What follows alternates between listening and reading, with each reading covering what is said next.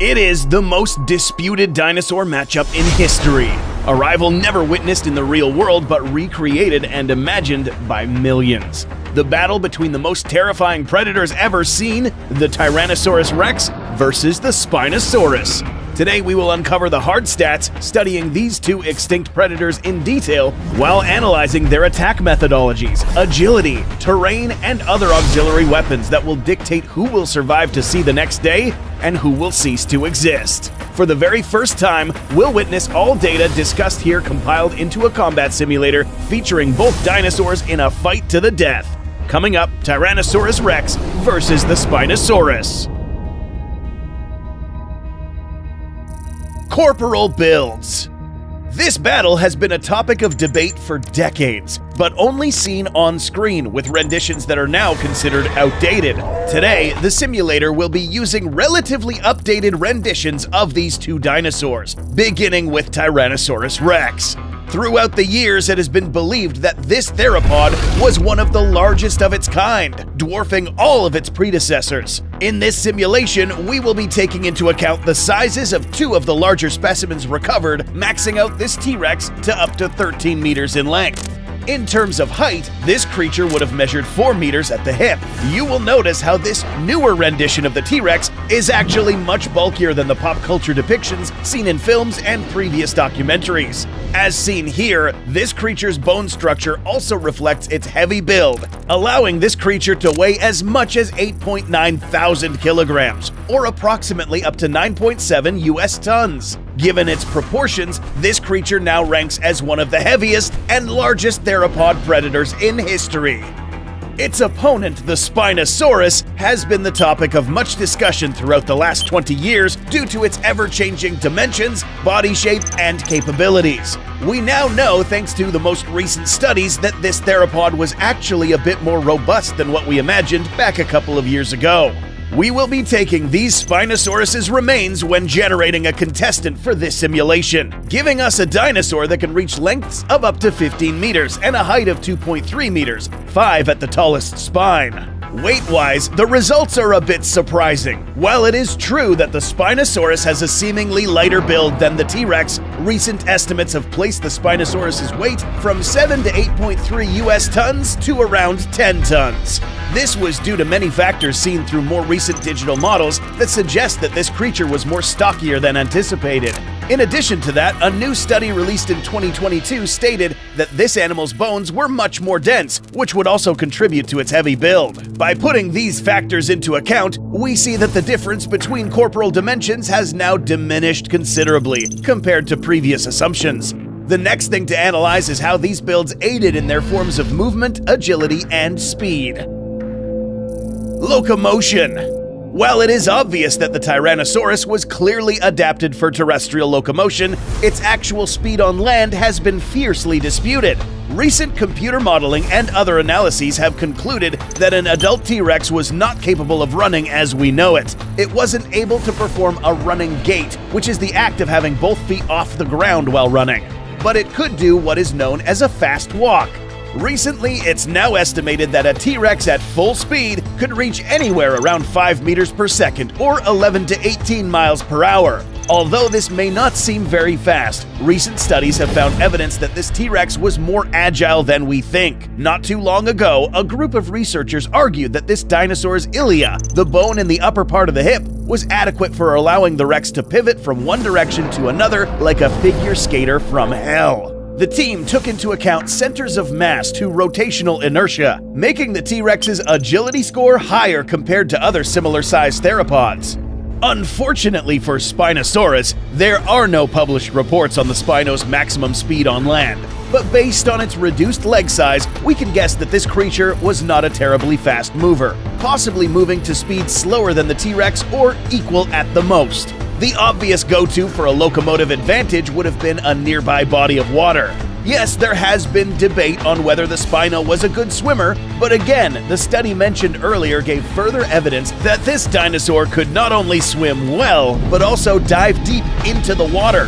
This dinosaur was said to have osteosclerosis, which is a condition of having denser, bony material. This was also accompanied by possible pachyostosis, which is the thickening of certain bones. Apart from being able to submerge itself, this animal's tadpole paddle-like tail was evidence that this animal could move through an aquatic environment and capable of exerting 8 times the force of other theropods. But what about the T-Rex? New evidence discovered by Scott Persons and team suggested that this animal could in fact travel by water from time to time thanks to claw marks on a riverbed that were 50 feet apart from each other.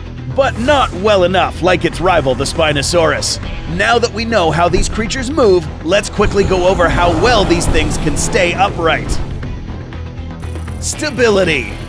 Getting tipped over in a fight with dinosaurs of these dimensions could be fatal. By observing both of these creatures' centers of gravity, we find that the T-Rex's was located in a much higher position than the Spinosaurus. Proportionally, this means that the Spino does indeed have a wider stance thanks to its shorter legs and auxiliary front limbs. Because of this, if both T-Rex and Spino were hit in the same location, the Spinosaurus would be harder to knock down.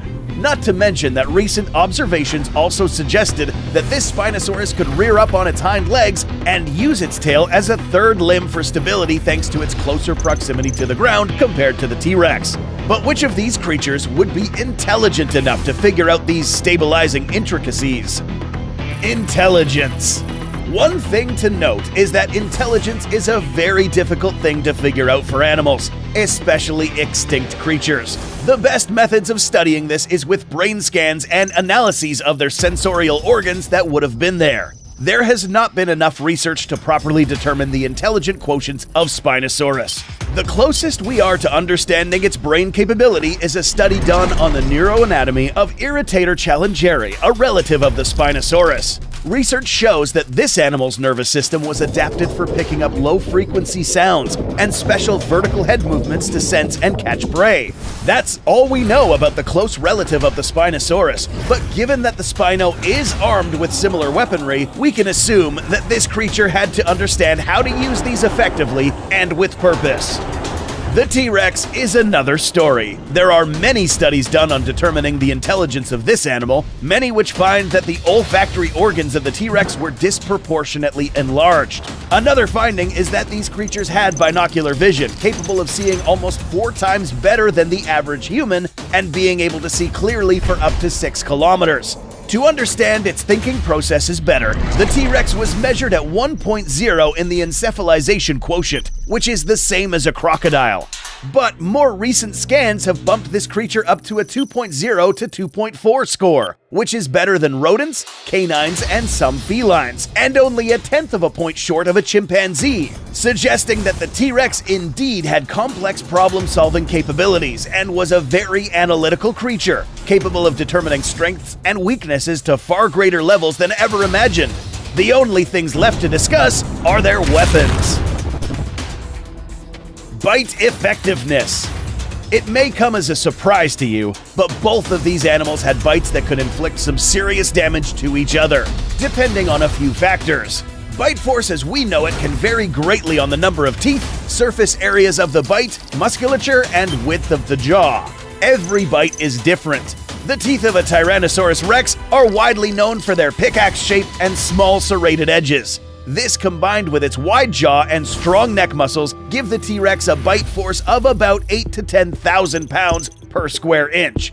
Previously, we have seen larger estimates, such as 12,800 psi, but truth is that it really just depends where exactly you measure it. If all of this force is exerted on just one tooth, for example, this could reach up to 431,342 psi. A bite from a Tyrannosaurus rex would most likely be inflicted using these areas of its jaw, giving us this figure, ranking it at the top of all theropod bite forces. This bite was so strong that it could crush flesh and bone alike with ease, and go as far as possibly eating these bones as well.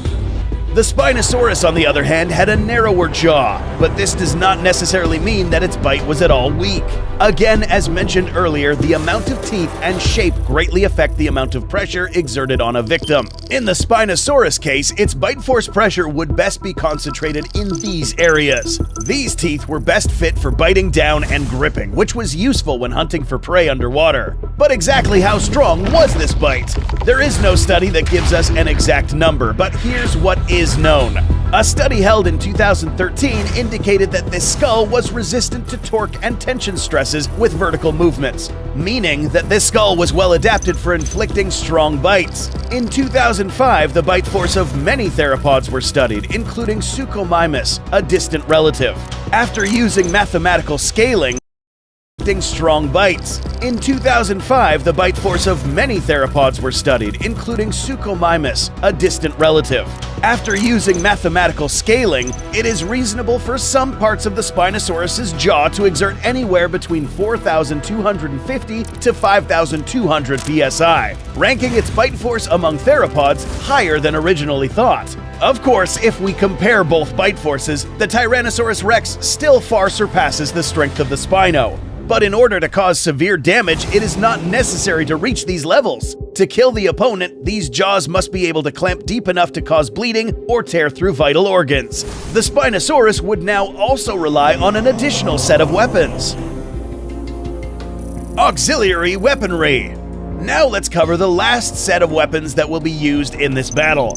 Both of these animals bring two arms tipped with sharp claws, but greatly vary in size. The two-fingered arms of a T-Rex have been an interesting topic of debate for many researchers, given that these are unproportional for its size. But contrary to what you may think, these things were not weak. This bicep muscle alone would be able to lift more than 400 pounds each. Some believe that these were used to hold on to mates, assist when standing, or even to grapple prey. The problem with this third method is that in order to use these in combat, the T-Rex would have to stand too close to the Spinosaurus in order to use them, making biting more difficult and putting itself at risk. And in this particular battle scenario, the Spino wouldn't sit motionless waiting for the Rex to get this close. On the contrary, it would resort to using its own arms. As noted by researchers, these three-fingered arms were not as reduced as its hind legs, suggesting that these held a critical role in this animal's everyday life, especially when hunting. If observed closely, there are two large claws on these hands, one which measured almost 1 foot in length. Other observations conclude that these arm attachments are similar to what is seen in modern-day bears, animals with almost supernatural swing forces, meaning that these could slash and pull back, causing even more damage. But is this the limit? We also must factor in the centrifugal forces of the swing, the slight rotation of its body, and the body weight behind the strike, resulting in an enormous swing impact at the end of the Spinosaurus's claws. A firm impact to the body of any opponent would reach forces of up to half a ton to a full ton on a small surface, enough to daze or fracture the head of a large theropod if hit correctly. And with a big claw to project all this force into a smaller area, this could potentially be lethal. Weaknesses. Before we finish entering the data into the battle simulator, we must debunk a few misconceptions associated with these animals. The T-Rex, as mentioned earlier, did have the ability to swim, but wouldn't have been able to deep dive like the Spinosaurus. By comparing both animals' bone density, the Spino's femur denseness indicates that this animal was in fact much more dense than the Rex was in the water. Although the terrestrial mass seems to favor the T-Rex on land, it's a completely different scenario in a watery arena. A misconception associated with the Spinosaurus is the myth that once this creature breaks its long spines, then it would die immediately. This does not necessarily make sense, since the spinal cord is housed inside something called a vertebral foramen. The spine itself is an attachment or an extension of the vertebrae called a process. Any breakage that would happen if the spino rolled over violently would happen along this area of the spine, far enough for a spino to not get handicapped in a fight should the T-Rex decide to bite or knock down a Spinosaurus. Interestingly, there has been evidence found that suggests that these can heal over time if they are injured. According to the data that we have entered into the simulator, and given the types of creatures that will be opposing each other, there are two possible scenarios that could occur in a confrontation between the Spinosaurus and the T-Rex. Keep in mind that this confrontation would have never happened in the real world, since they lived in different time periods and different geographical locations. Because the Spinosaurus is also adapted for aquatic mobility and subaqueous foraging, it would also make sense for a confrontation to happen alongside a riverbank, or even in the water itself, with the T-Rex approaching the riverbank because it considers it as a source of water, and the Spinosaurus as a source of both water and food. We are now ready to fire this simulation. The Tyrannosaurus Rex brings a stocky build, armed with jaws that can crunch through flesh and bone, abnormally agile capabilities, and advanced problem-solving skills. The Spinosaurus enters the fight with a surprisingly stable corporal build, which is highly maneuverable in an aquatic arena, a firm bite with a strong grip, and 2 extremely dangerous forearms capable of delivering lethal blows to an opponent. We will now initialize the first simulation.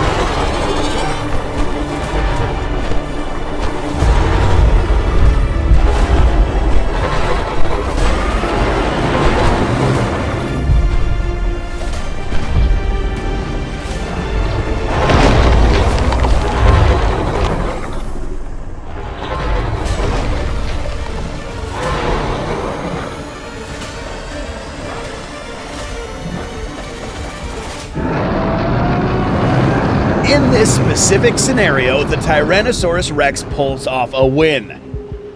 Given that this was 100% a fully terrestrial scenario, the Tyrannosaurus Rex held the edge when it came to ground locomotion. The next big factor in this simulation is that this T-Rex's problem-solving played a critical role in the victory of this dinosaur. While this T-Rex is built in such a way that it could withstand heavy damage, the Spinosaurus was able to land more hits in the initial part of this fight thanks to its superior forearm range. Upon already receiving heavy blows, an intelligent predator like the T-Rex would understand that getting rid of this weapon would be critical if he were to get out of this one alive. Which is why this animal went for the arm, and with its immense bite force and strong neck muscles, the Rex was able to critically injure this Spinosaurus. While trying to retreat to the safety of the river, the T-Rex now knocks the Spinosaurus down on the opposite side of its body against the side that is no longer capable of holding itself. And with a definitive bite to the neck, it ends the Spinosaurus. But what if this battle happened in the water? In this scenario, the T-Rex sees a Spinosaurus for the first time and has no idea that this creature is more dangerous in this aquatic medium. Spinosaurus, being the better swimmer, positions in a way that allows it to injure the T-Rex repeatedly. Seeing it is outmaneuvered in the water, a Tyrannosaurus Rex would most likely want to retreat to its preferred terrestrial habitat. Weakened and injured, the Tyrannosaurus Rex would most likely lose this fight. Given the density of the Spinosaurus, another likely outcome would be the Spinosaurus's more dense body aiding in sinking the T-Rex in deeper water, where the T-Rex would most likely be completely out of its element and consequently die. On land, the T-Rex will hold its crown as the most powerful meat-eater of all time, thanks to its ability to leverage its problem-solving skills and knowing how to use its weapons effectively. But even the strongest can fail when placed out of their element. Both of these creatures are without a doubt marvels of the natural world. And although these creatures never saw each other, we know for certain this would have been one of the most epic clashes in the animal kingdom ever seen in history. Special thanks to all the folks who helped us to bring this mini documentary to reality, especially our excellent team of animators, researchers, and our patrons who were aware of this project many months ago. To be aware of our next big project, join us on Patreon, where you'll be exposed to some cool behind-the-scenes content, vote on topics, direct messaging, and more. If not, then that's cool. You can at least subscribe.